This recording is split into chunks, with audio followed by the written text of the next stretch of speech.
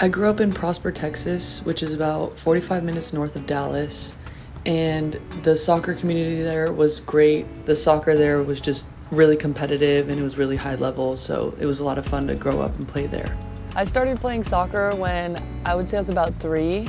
I definitely looked up to my brothers. They were very, very good and they always practiced together. They weren't that close in age and I'm not that close in age with them, but I definitely was a little bit of a tomboy and I always wanted to play with them, but they did not take it easy on me. So I think that's how I learned to just play hard, and I wasn't allowed to cry, so I definitely had to have a little bit of tougher skin.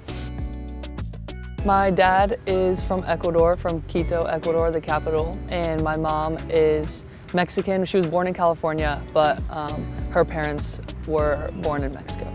I am trying to create an affinity group for Latinx and Hispanic student athletes because I know that we are a pretty small population here. At least on my team, I am the only Hispanic athlete on my team.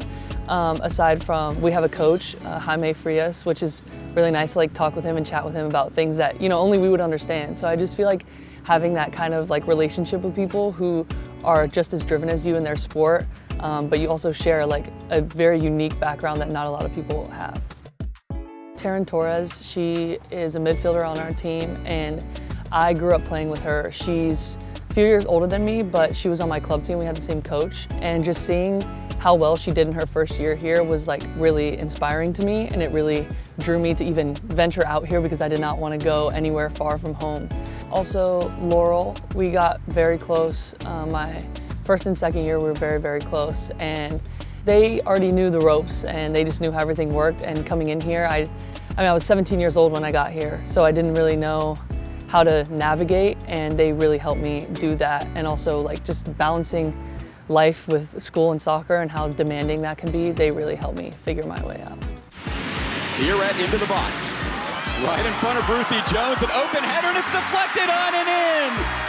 I would like to play pro as long as I can. I plan to stay in the United States. I think that could change as my profession just grows and my play progresses, but I definitely want to stay here. I'm a very family-oriented person, and I know how much my family loves coming to my games and watching my games, so even though there are great opportunities overseas and things like that, I think that's something that I could look towards later in my life or later in my career.